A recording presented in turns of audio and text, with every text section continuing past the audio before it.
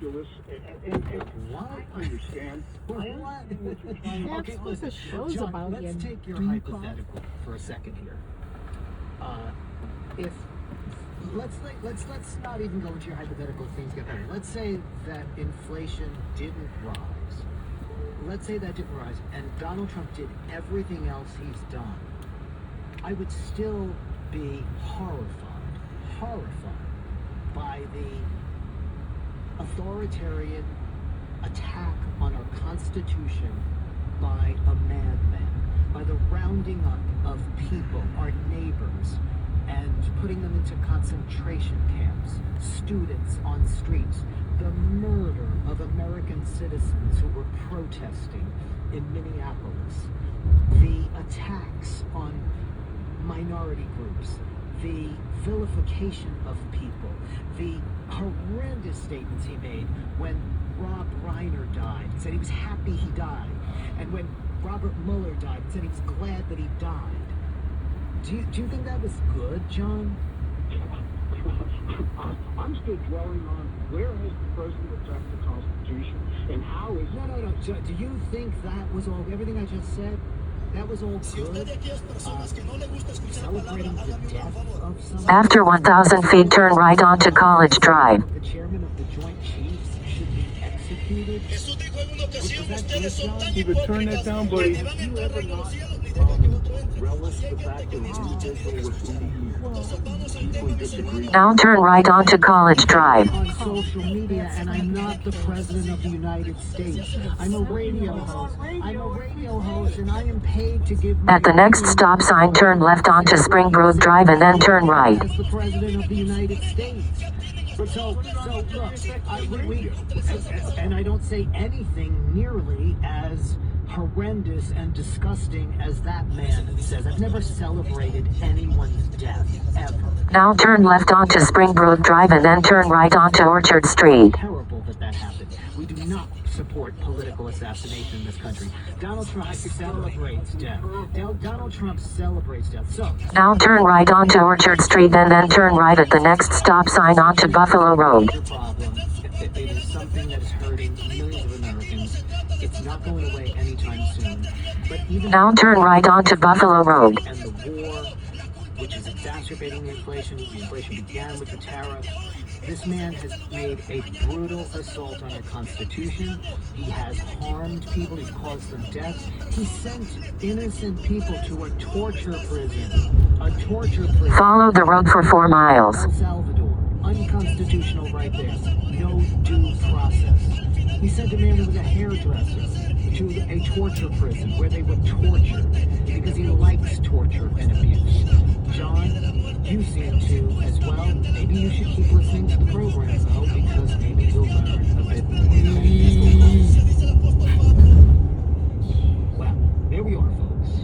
Finally, a MAGA person called, except he wouldn't say he was MAGA, which was very interesting, right? Okay. Oliver Willis joins us right now. He, of course, writes for Daily Post. Thanks a lot for joining the conversation, so stay with us. We'll come back in a couple minutes. The Michelangelo Sierra Show.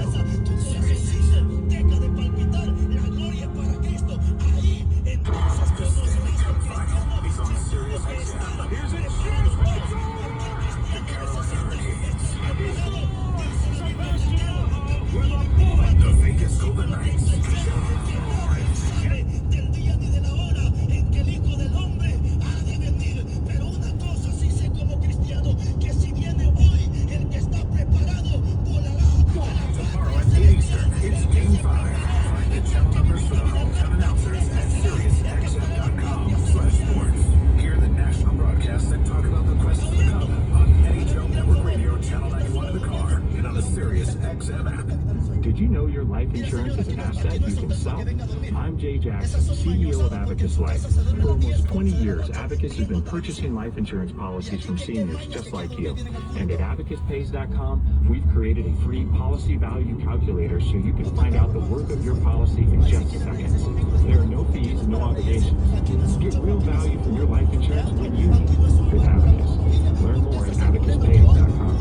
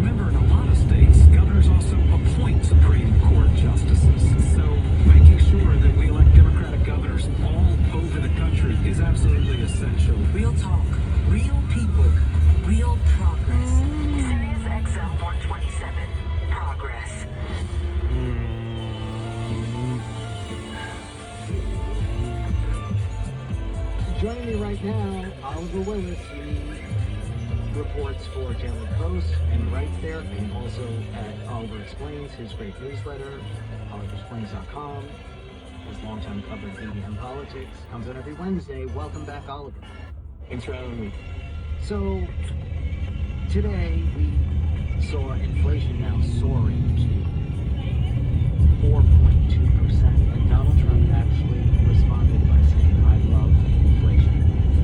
I actually just had a man who was defending him, saying, although it's a real one, he, I guess, knows that MAGA people will think it's great that we have inflation. Yeah, this is more bubble thinking. I mean, it's also just Trump just saying whatever is in his brain at the moment. Like, you know that the Republican leadership just all cringed at him saying that. There's a kind of gap where even the most slow-moving Democrat can capitalize on this because it's one of those things you just don't say in American politics. Like, you talk about how you're fighting inflation and how you want it to go down, which of course Trump understands. That's the rhetoric you're supposed to use. But because he can't admit failure, his brain immediately goes to say, "Oh yes, I love it. I think it's great." But that's a total disaster for them. And nobody outside of even in MAGA world, even the most I guess they're building something over here, like a building.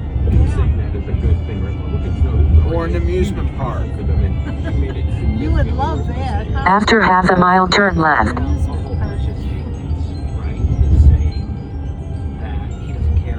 Or drainage improvements. Like build a road or something. Democrats don't, use this as the centerpiece of their ad campaign. It's political malpractice. Yeah, absolutely. This is one of those things where, in politics, what you try to do is you try to paint a portrait of someone, and then when they say something, you tie it back to the image that you're trying to produce. Well, with Trump, Democrats have been saying for the last year is that he's out of touch. And I mean, he sort of continually reinforces this. He surrounds himself with, billionaires and millionaires in his cabinet. He sort of he puts his policy that favors those people.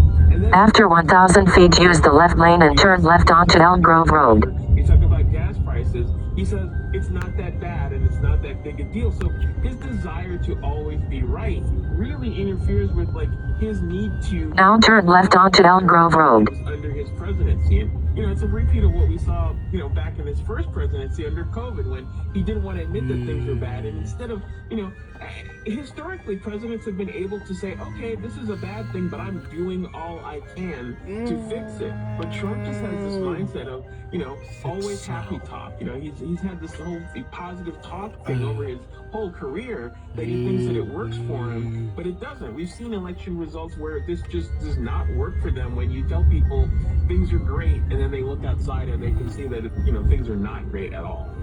And Follow the road for 2 miles. that we're seeing the largest escalation in the war in Iran since the announcement of the ceasefire. Here we Trump announcing yesterday that the U.S. had to strike back after Iran had taken down a helicopter. It's not even clear if Iran took the helicopter down, but the service members were safe.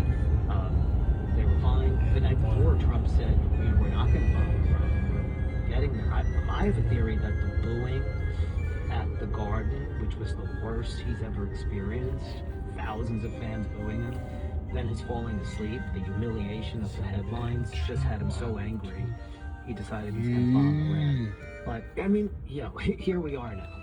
Yeah, I wouldn't put it past him. I mean, part of the reason I personally believe that we launched this whole thing was to get the Epstein story off of the headlines, right? It's to move things along. And so he will launch these things and make these significant changes in policy affecting, not just thousands, but millions of lives around the world, just based on his mood at the moment. You talk about a lack of strategic planning. And so he's had this thing where, he loves to affect the stock market. And I think this is one of the things he loves about his presidency, is that, yes, when he says something, it can affect the stock market. So he keeps saying, we're close to a deal, we're near a deal, talking about, after the basketball game, he said, we're pretty close, we're getting there. And then, within 48 hours, we're going to bomb the hell out of them. Well, this just looks erratic, and I think it makes him look particularly weak because he's just terrible at diplomacy and he's terrible at waging war. Because if he says that Iran has been completely decimated, how are they attacking our helicopters and controlling the straits?